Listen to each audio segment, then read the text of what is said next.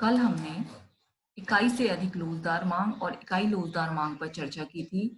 आज हम मांग की कीमत लोच के तीसरे प्रकार इकाई से कम लोजदार मांग पर चर्चा करेंगे।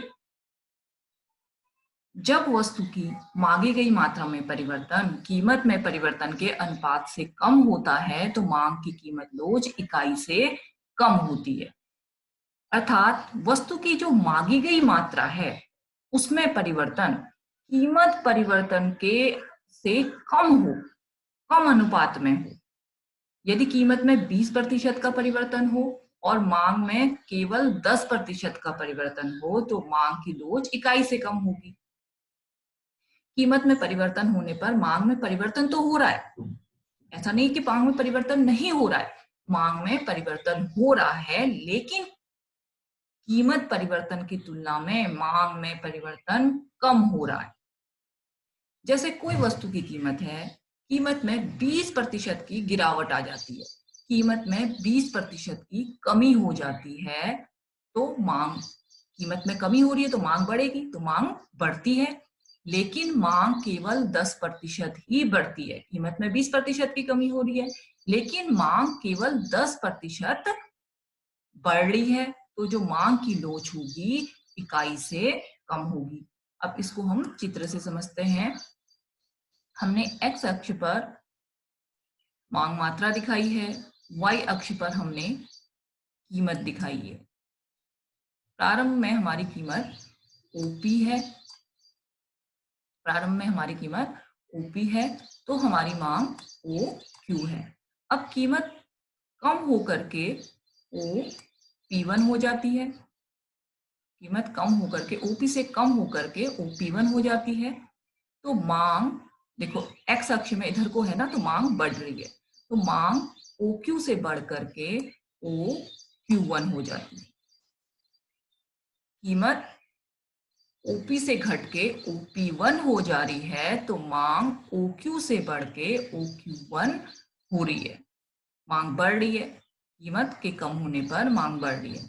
अब हम इसको देखेंगे, कीमत कितनी कम हो रही है, कीमत हो रही है P1 कम हो रही है और मांग Q1 बढ़ रही है। लेकिन जो मांग की वृद्धि है वो लेसर है कीमत की कमी से। ये हमने येलो कलर का जो बॉक्स दिखाया है ये कीमत में कमी को दिखा रहा है और ये ब्लू कलर का बॉक्स जो है ये मांग में वृद्धि को दिखा रहा है। अब ये बॉक्स छोटा है, ब्लू बॉक्स छोटा है, नीला बॉक्स पीले बॉक्स से छोटा है, जो क्या दिखा रहा है कि कीमत में कमी होने पर मांग बढ़ तो रही है लेकिन कम बढ़ रही है।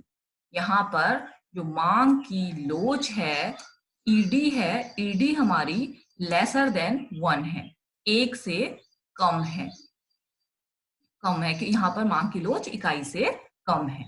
अब मांग की पूर्णतया लोचदार मांग पर हम बात करते हैं। पूर्णतया लोचदार मांग जब कीमत में बहुत कम परिवर्तन होता है। पूर्णतया लोचदार मांग में क्या होता है, कीमत में बहुत कम परिवर्तन या नाम मात्र का परिवर्तन होता है, मतलब इतना कम परिवर्तन हो रहा है कि हम उसे दिखा भी नहीं सकते, इतना कम परिवर्तन होता है। लेकिन मांगी गई मात्रा में अनंत परिवर्तन होता है। कीमत में या तो बहुत कम परिवर्तन हो रहा है या बिल्कुल परिवर्तन नहीं हो रहा है, लेकिन मांग लगातार बढ़ती जा रही है, मांग में अत्यधिक परिवर्तन हो रहा है, तो मांग की लोच पूर्णतया लोचदार होगी। अब इसको चित्र से समझते हैं। यहाँ पर हमने प्रारंभ में कीमत हमारी ओपी है, ओपी कीमत पर देखो ये ओपी दिख रहा है, ओपी कीमत पर या तो बहुत कम परिवर्तन हो रहा है, इतना कम हो रहा है कि हम इसे रेखा के रूप में भी नहीं दिखा रहे, यहीं पर हो रहा होगा, कहीं पर बहुत कम परिवर्तन हो रहा है या बिल्कुल नहीं हो रहा है या नहीं भी हो रहा है। लेकिन मांग पहले OQ थी, फिर OQ1 हो गई, OQ2 हो गई, फिर आगे को बढ़ते लगातार बढ़ते जा रही है। मांग में अनंत परिवर्तन हो रहा है जबकि कीमत में परिवर्तन बहुत कम है या बिल्कुल नहीं है, तो मांग की लोच पूर्णतया लोचदार होगी। यहाँ पर हमारा ईडी अनंत है, हमने लिखा ईडी बराबर इन्फिनिटी या ईडी अनंत है। यहाँ पर जो पूर्णतया लोचदार मांग होती है उसमें जो मांग वक्र तुमने देखा होगा, ये मांग वक्र है, मांग वक्र ज्यादातर बाएं से दाएं गिरते हुए होता है। यहाँ पर एक्स अक्ष के समानांतर मांग वक्र है। पूर्णतः लोचदार मांग में मांग वक्र एक्स अक्ष के समानांतर होता है, समांतर होता है।